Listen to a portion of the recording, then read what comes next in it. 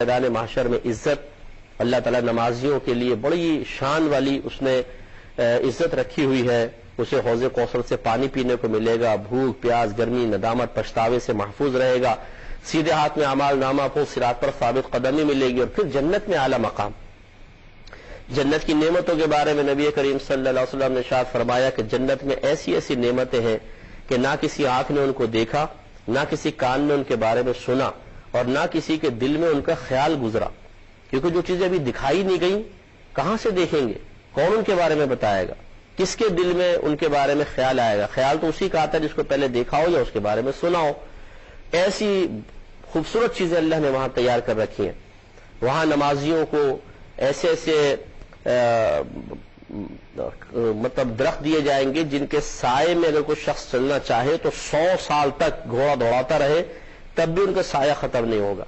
4 طرح کی نہریں دی جائیں گی، دودھ کی، شراب کی، پانی کی اور شہد کی نہریں، جس سے چاہے جتنا چاہے وہ پیے. اور وہاں کی کسی نعمت سے گرانی نہیں ہوگی. جیسے ہم شہد کے چمچہ پیتے ہیں تو بس طبیعت ایسی ہو جاتی ہے کہ دوسرا چمچہ پینے کو دل نہیں چاہتا، میٹھا اتنا شدید ہوتا ہے. لیکن وہاں کا شہد پیئیں گے کوئی تکلیف نہیں، کوئی پریشانی نہیں. وہاں کی شراب پیئیں گے لیکن وہاں کی شراب میں نشہ نہیں ہے، کوئی اول پھول نہیں بکے گا، بلکہ وہاں سرور ہے، لذت ہے، مزہ ہے. حوریں دی جائیں گی، ایسے ایسے محلات دیے جائیں گے جن کی 1 اینٹ سونے کی ہے، 1 اینٹ چاندی کی ہے، اور ان کے جو کنکریاں ہیں وہ موتیوں کی کنکریاں پڑی ہوئی ہیں وہاں پر.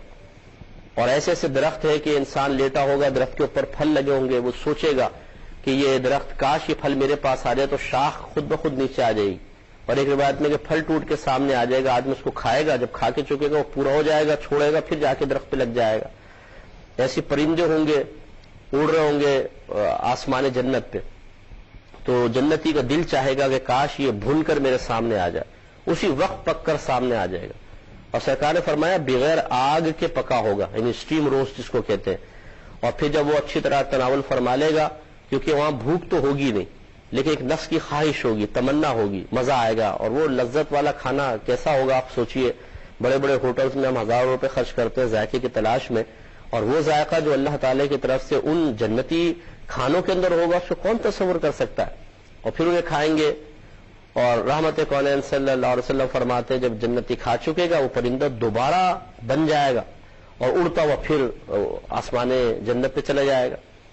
تو اب ذرا تھوڑا سا یہ جو میں نے منظر کشی کی ہے ہمارے سننے والے سوچئے کہ نماز کے ترک میں جو کچھ آپ کو مزہ آ رہا ہے یا آپ کوئی فائدہ حاصل کر رہے ہیں، یہ لذت نفس حاصل ہو رہی ہے، اس کو ایک طرف رکھیں اور یہ تمام نعمتیں ایک طرف رکھیں.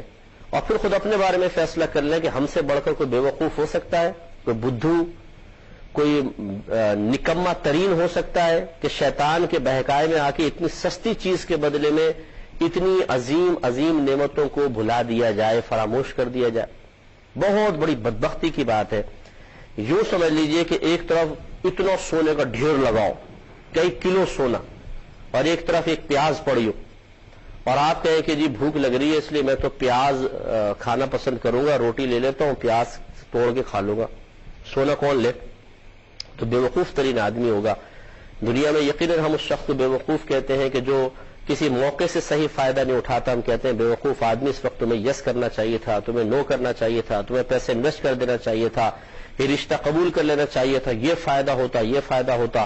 اور اگر کوئی ایسے موقع کو مس کر دیتا ہے تو پھر ساری زندگی تانا زنی ہوتی رہتی ہے.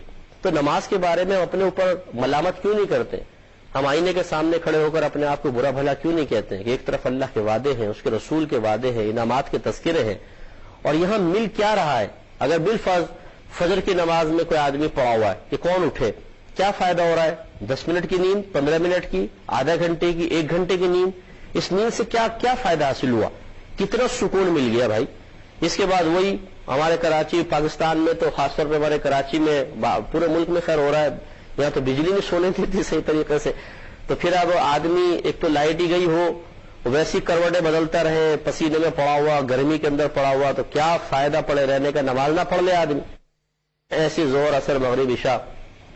فجر میں تو چلو پھر نیند ہوتی ہے، ذرا میٹھی چیز ہوتی ہے، وہ ٹائم بھی گہری نیند کا ہوتا ہے. میں اس کو یہ نہیں کہہ رہا ہوں کہ ٹھیک ہے فجر چھوڑنا صحیح ہے، لیکن ایک چلے اس میں زیادہ لذت. باقی ظہر اثر مغرب عشاء میں لذت کیا ہے یہ سوچئے، کیا مزہ مل رہا ہے، کیا فائدہ حاصل ہو رہا ہے. تو یہ ہمیں گہری نظر سے سوچنا ہوگا. آنکھیں بند کر کے کسی ٹائم بیٹھ جائیں. اپنے ساتھ لڑنا پڑے گا, اپنی طبیعت سے, اپنی کیفیات سے, اپنے نفس سے, شیطان سے مقابلہ کرنا پڑے گا. پہلے ان کو عقلی لحاظ سے زیر کرنا ضروری ہے. اسی طرح دلائل کثیرہ دے کر ان سے دلیل مانگے, کیا فائدہ بتاؤ, آخرت کے مقابلے میں اگر میں اس کو پسند کر بھی لیتا ہوں, وہاں ذلت, رسوائی, ندامت, اگر صرف ان انعامات سے محرومی ہوتی نا تب بھی یہ گھاٹے کا سودا تھا. اور یہاں صورتحال یہ ہے کہ نہ صرف انعامات سے محرومی ہے بلکہ ترک نماز پہ سخت سزائیں بھی ہیں. دو چیزیں جمع ہوں گی, نعمت سے محرومی اور سزا. اور وہ سزا بھی اتنی شدید ہے کہ عام آدمی اس کو برداشت نہیں کر سکتا, کوئی بھی برداشت نہیں کر سکتا, کیونکہ وہ اللہ تعالیٰ کی طرف سے بڑا سخت عذاب ہے. اس لیے جب ہم پہلے سوچ کے اعتبار سے نفس و شیطان کو ذلیل کر دیں گے, ان کی ہر دلیل کو بیکار ثابت کر دیں گے, اس کے بعد ہمت پیدا ہوگی اور پھر ہمیں نماز کو پابندی کے ساتھ ادا کرنے کی کوشش کرنی چاہیے.